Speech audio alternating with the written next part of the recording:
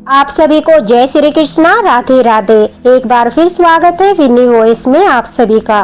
देखिए, हम सभी लड्डू गोपाल की सेवा करते हैं। हमारे घर में ठाकुर जी विराजमान है और जिस समय हम सेवा करते हैं, हम पूजा पाठ करते हैं, उस समय हम जो है आसन बिछाकर उस पर बैठकर पूजा पाठ करते हैं। लेकिन क्या आपको पता है वह आसन जिस पर आप बैठकर पूजा करते हो, अगर उसके बारे में आपको ये सब बातें नहीं पता है तो आपको आपकी पूजा का फल नहीं मिलेगा, इसीलिए आपकी मनोकामना पूरी नहीं होती। काफी सारे भक्त कहते हैं कि हमें पूजा का फल नहीं मिलता, ठाकुर जी हमारी पूजा स्वीकार नहीं करते। क्या हमारी पूजा ठाकुर जी तक पहुंचती है?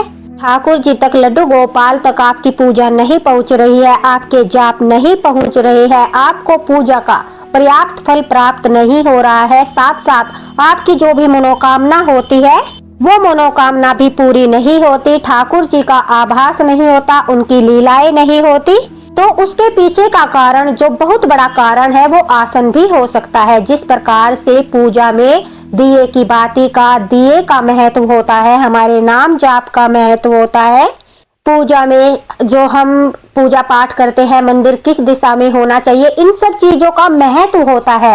उन सब से अधिक महत्व हमारे आसन का भी होता है। जिस प्रकार से जिस आसन पर बैठकर हम पूजा पाठ करते हैं, सभी लड्डू गोपाल भक्तों को, यानी सभी पूजा पाठ करने वाले व्यक्तियों को आसन के बारे में यह जानकारी अवश्य होनी चाहिए, क्योंकि यह आसन सिर्फ आसन नहीं होता, यह आपको ठाकुर जी तक ले जाने का एक मार्ग होता है, जिसके माध्यम से आप ठाकुर जी से संपर्क करते हो, ठाकुर जी के पास पहुंचते हो, ठाकुर जी का आभास करते हो, अपनी पूजा, अपनी बातें ठाकुर जी तक पहुंचाते हो। तो आज इस वीडियो में हम आपको आसन के बारे में बहुत महत्वपूर्ण जानकारी देंगे। उससे पहले कमेंट बॉक्स में एक बार प्रेम से लिख दीजिए राधे राधे, क्योंकि राधे राधे लिखने से कोटि कोटि पाप नष्ट होते हैं। शुरू करते हैं आसन से जुड़ी यह महत्वपूर्ण जानकारी जो आप सभी को पता होना चाहिए, जिसका ज्ञान आप सभी को होना चाहिए। देखिए, सबसे पहले तो जो आप पूजा का आसन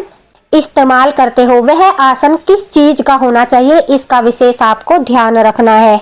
और पूजा में आसन पर बैठना जरूरी क्यों होता है? देखिए, शरीर की शुद्धता और स्थिरता के लिए आसन पर बैठने से शरीर स्थित रहता है। जमीन पर जैसे ही हम सीधे बैठते हैं तो शरीर की ऊर्जा नीचे की ओर बहती है, जबकि आसन से उसे संतुलित रखा जाता है। इससे पूजा में आलस्य या बेचैनी नहीं आती। धरती से अलग अलग तरह की ऊर्जा होती है। बिना आसन के बैठने से शरीर की सकारात्मक ऊर्जा जो होती है, कहते हैं, वो जमीन में चली जाती है। आसन एक सुरक्षा कवच की तरह काम करता है, जिससे जो हमारी जप की शक्ति है, मंत्र की शक्ति है, पूजा की शक्ति है, वो हमारी जो है शरीर में ही बनी रहती है।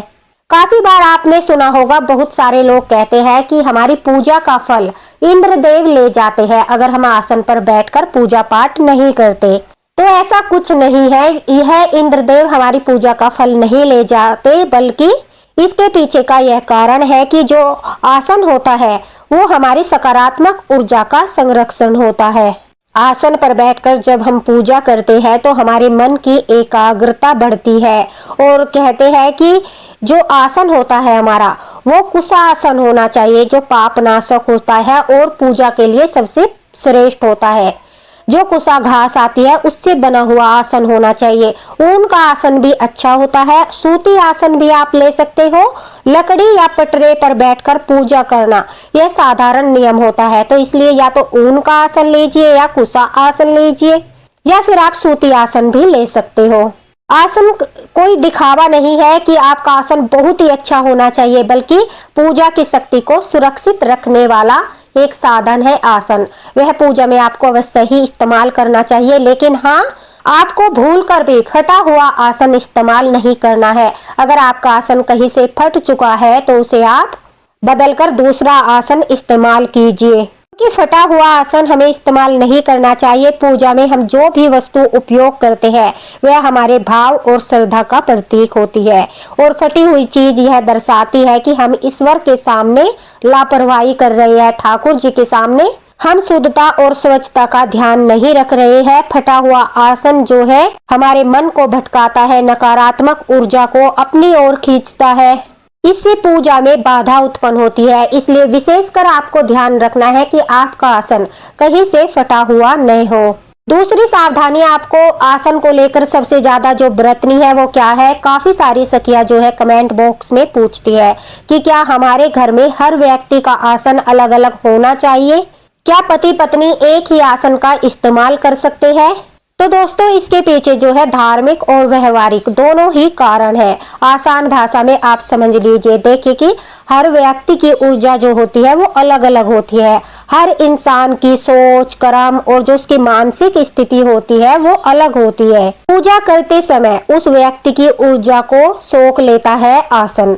अगर एक ही आसन कई लोग इस्तेमाल करते हैं, मान लीजिए आपके घर में बहुत सारे लोग हैं और सभी लोग बारी बारी से एक ही आसन पर आकर बैठते हैं और पूजा करते हैं, तो ऊर्जा मिक्स हो जाती है, जिससे जप तप का प्रभाव कम हो जाता है। घर में जो व्यक्ति रोज नाम जाप करता है, पूजा करता है, डेली रूटीन से ठाकुर जी की सेवा करता है, श्रृंगार, भोग सेवा, आरती, पूजा, उसका आसन शक्तिशाली हो जाता है, बहुत ज्यादा शक्तिशाली हो जाता है।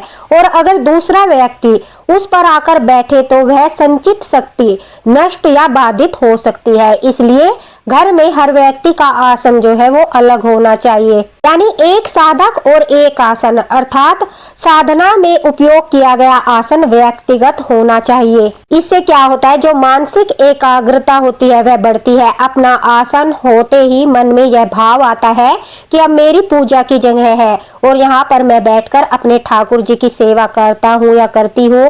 आपका मन शांत होता है और केंद्रित रहता है। देखिए हर किसी व्यक्ति के बैठने की आदत, समय और शरीर की स्थिति वो जो होती है वो अलग अलग होती है। अलग अलग आसन रखने से स्वच्छता और नियम भी बने रहते हैं। अगर कोई मजबूरी है, अगर घर में सबके लिए अलग अलग आसन की व्यवस्था नहीं कर सकते, तो रोज पूजा करने वाला जो व्यक्ति है, जो ठाकुर जी की लड्डू गोपाल की सारी सेवाएं करता है सुबह से लेकर रात तक की, वो अपना एक आसन अलग रखे। और जो घर के बाकी लोग हैं, बच्चे हैं, बुजुर्ग हैं, जो सभी लोग हैं जो नियमित ठाकुर जी के सामने से प्रार्थना करते हैं, बैठते हैं, नतमस्तक करते हैं, उनका आशीर्वाद लेते हैं, उन सब लोगों के लिए, बाकी लोगों के लिए आप एक सूती कपड़े का आसन बनाकर बिछाकर उस पर सभी व्यक्ति बैठ सकते हैं। लेकिन जो नित्य नियम से ठाकुर जी की सारी सेवाएं करता है, रोज नाम जाप करता है, उसे अपना आसन अलग रखना चाहिए। देखिए सामान्य पूजा में थोड़ा बहुत साझा चल सकता है, लेकिन नियमित जो साधना करता है, जप करता है, व्रत करता है, साधना करता है, ऐसे व्यक्ति का आसन श्रेष्ठ माना जाता है और उसे अपना आसन अन्य व्यक्तियों से अलग ही रखना चाहिए। अब बात करते हैं कि क्या पति पत्नी एक ही आसन ले सकते हैं, लेकिन उसके लिए भी कुछ शर्तें होती है और यह बिल्कुल शास्त्रों में लिखी गई बातें हैं। कोई भी बातें बनावटी नहीं है, इसलिए ध्यान से सुनना। सामान्य पूजा जैसे कि आरती हो गया, व्रत, कथा, सत्यनारायण पूजा हो गई, जब पति पत्नी साथ बैठकर पूजा कर रहे हो। गृहस्थ जीवन की जो पूजा होती है, जहाँ भाव, एकता और समर्पण होता है, वहाँ पर पति पत्नी को अर्धांगिनी कहा गया है। इसलिए संयुक्त पूजा में एक आसन वर्जित नहीं है। लेकिन कब एक साथ आसन नहीं लेना है, अगर पति या पत्नी में कोई नियमित नाम जाप करता है, मंत्र जाप करता है, साधना करता है, किसी विशेष व्रत को करता है, अनुष्ठान करता है, या गुरु के द्वारा दिया गया कोई मंत्र का जाप करते हैं, ऐसी स्थिति में पति पत्नी को भी अपना आसन अलग रखना ही उचित माना जाता है, क्योंकि साधना की ऊर्जा व्यक्तिगत मानी जाती है। अगर सामूहिक पूजा हो रही है तो एक ही आसन पर पति पत्नी बैठ सकते हैं, लेकिन अगर व्यक्तिगत पूजा हो रही है, यानी जब तब जैसा कि मैंने बताया है, गुरु मंत्र, तो अलग अलग आसन ही रखना उचित रहता है। तो पति पत्नी एक आसन लेना गलत नहीं है, बस यह देखना जरूरी है कि पूजा सामूहिक है या फिर व्यक्तिगत। तो आप सोचोगे कि व्यक्तिगत साधना का मतलब क्या होता है। देखिए जब कोई व्यक्ति अकेले अपने आत्मिक विकास और ठाकुर जी से सीधा संबंध बनाने के लिए कोई नियम लेता है, विधि या निरंतरता के साथ रोजाना पूजा पाठ और उनकी सेवा करता है। व्यक्तिगत साधना यही होती है, रोज के नाम जाप, मंत्र, माला, ध्यान, ठाकुर जी से संपर्क, किसी एक देवता की नित्य पूजा जैसे कि हम लड्डू गोपाल की करते हैं, राधा रानी की करते हैं, रोजाना उन्हीं की पूजा, व्रत के नियम में की गई पूजा और जो हमारे गुरु देते हैं मंत्र, दीक्षा मंत्र, उसका जाप करने के लिए ये सब व्यक्तिगत साधना होती है, क्योंकि इनका समय निश्चित होता है, मंत्र निश्चित होते हैं, आसन, दिशा, स्थान सब कुछ निश्चित होता है और फल उसी व्यक्ति को मिलता है। इसलिए अगर पति पत्नी में से कोई भी व्यक्तिगत साधना करता है तो उसे अपना आसन अलग ही रखना चाहिए। अगर आप जो है व्यक्तिगत पूजा नहीं करते, दोनों पति पत्नी सेम प्रकार से पूजा करते हो, ठाकुर जी की आराधना करते हो, फिर आप एक ही आसन का इस्तेमाल कर सकते हो। अब देखिए सबसे जरूरी क्या है, आसन की दिशा। आपको आसन किस दिशा में बिछाना है। देखिए उत्तर दिशा कुबेर की दिशा होती है, धन, उन्नति और सकारात्मक ऊर्जा जो है घर में आती है अगर आप उत्तर दिशा की ओर अपना आसन बिछाते हो। लक्ष्मी पूजा, मंत्र जप और पढ़ाई से जुड़ी साधना के लिए उत्तर दिशा अच्छी मानी जाती है। ईशान कोण यानी उत्तर पूर्व दिशा जो सबसे पवित्र दिशा होती है, ध्यान और गहरी साधना के लिए सबसे श्रेष्ठ होती है। और मंदिर का स्थान भी, पूजा का स्थान भी इसी तरफ होना चाहिए, उत्तर पूर्व की ओर सबसे शुभ दिशा मानी जाती है। दोस्तों यह पश्चिम दिशा सामान्य पूजा में चल सकती है, लेकिन रोज की जो साधना के लिए आप पूजा करते हो वो उत्तर पूर्व ही होनी चाहिए या पूर्व दिशा में होनी चाहिए। पश्चिम दिशा में कम फलदायी माना जाता है। ऐसा नहीं है कि पश्चिम दिशा में नहीं होना चाहिए, लेकिन शास्त्रों में बताया गया है कम फलदायी होती है। दक्षिण दिशा में आपको आसन नहीं बिछाना है। पूजा में दक्षिण दिशा को वर्जित माना जाता है। केवल जब आप पितृ कर्म करते हो या विशेष तांत्रिक विधि से कोई पूजा करते हो, दैनिक पूजा या नाम जाप के लिए आपको दक्षिण दिशा में कभी भी आसन नहीं लगाना चाहिए। याद रखिए अगर रोज पूजा जप करते हो तो पूर्व या उत्तर दिशा में या फिर उत्तर पूर्व दिशा में या फिर पूर्व उत्तर दिशा में ईशान कोण में आपको जो है अपनी पूजा का आसन बिछाना है। बात करते हैं कि किस अवस्था में आपको आसन पर नहीं बैठना है, यानी आसन पर बैठकर पूजा आपको कब नहीं करनी है। देखिए बिना स्नान किए या अशुद्ध अवस्था में आपको आसन पर बिल्कुल भी नहीं बैठना है।